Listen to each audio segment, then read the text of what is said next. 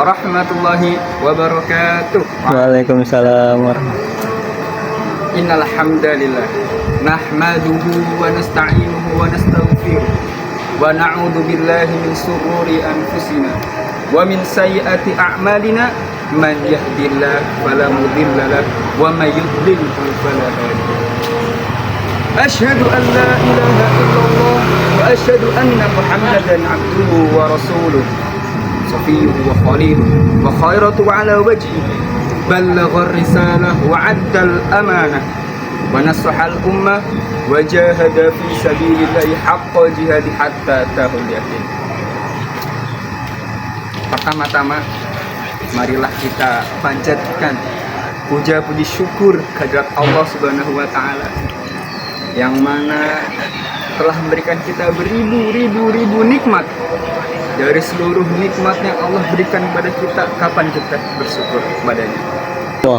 Salawat serta salam tetap tercurahkan kepada baginda Nabi Agung kita, mujahidin kita, uswatun hasanah kita, Nabiullah Nabi Muhammad sallallahu alaihi wasallam.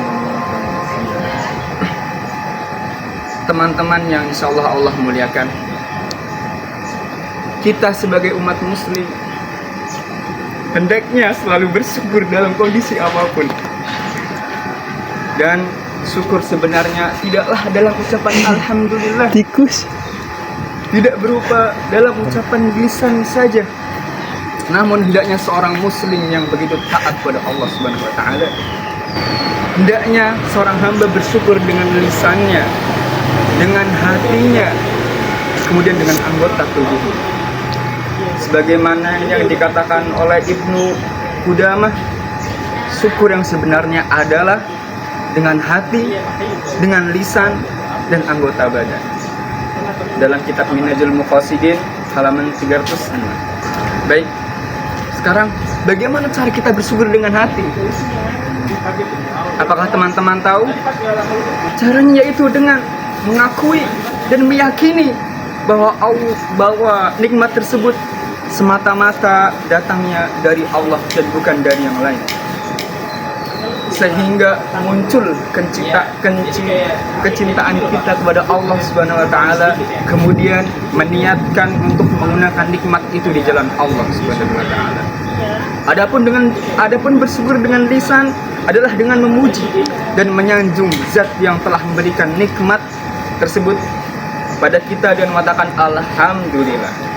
Sementara tugasnya anggota badan adalah menggunakan nikmat tersebut untuk mentaati zat yang kita syukuri dan menahan diri agar jangan menggunakan kenikmatan itu untuk bermaksiat di jalan Allah.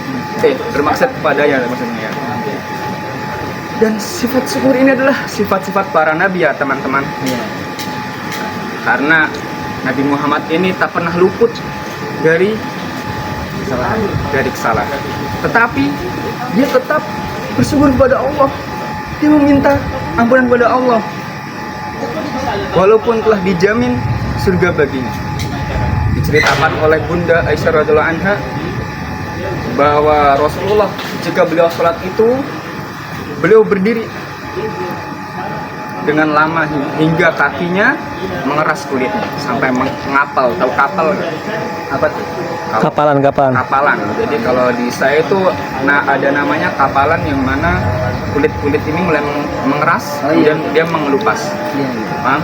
Nanti Pada saat Rasulullah sedang sholat hingga dia berdiam diri cukup lama, Bunda Aisyah bertanya pada Rasulullah, "Ya Rasulullah, wahai Rasulullah, mengapa engkau sampai demikian? Bukankah dosa-dosamu telah diampuni, baik yang telah lalu maupun yang akan datang?" Kemudian Rasulullah bersabda, "Wahai Aisyah, bukankah semestinya aku menjadi hamba yang bersyukur?" Hadis riwayat Bukhari nomor 1130 dan Muslim nomor 2820. Dan sifat bersyukur ini juga mempunyai ganjaran baik di dunia maupun di akhirat. Jadi jangan sekali-kali kalian semua menyangka bahwa bersyukur ini hanya sekedar sebuah pujian dan berterima kasih kepada Allah.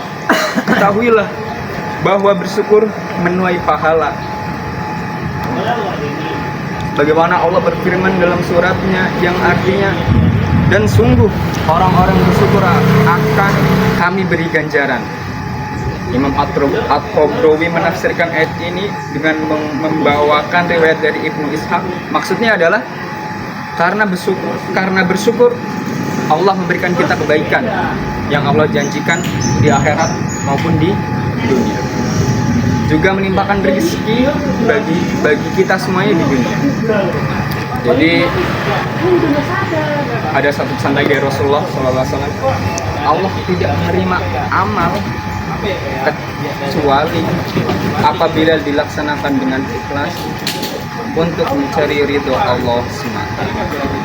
Jadi walau keringat kita bercucuran, segenap tenaga habis terkuras, kalau tidak ikhlas, sebesar apapun amal yang kita kerjakan, maka akan sia-sia.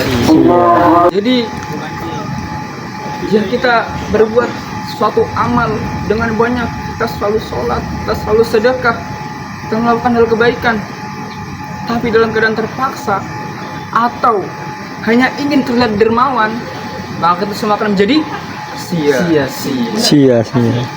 Mulai sekarang, marilah kita membangun rasa ikhlas ketika beramal dan beramal ibadah dan amal soleh, dan juga ketika melakukan hal-hal lainnya yang tentunya yang baik-baik ya teman-teman. Jadi demikianlah ceramah saya pada kali ini.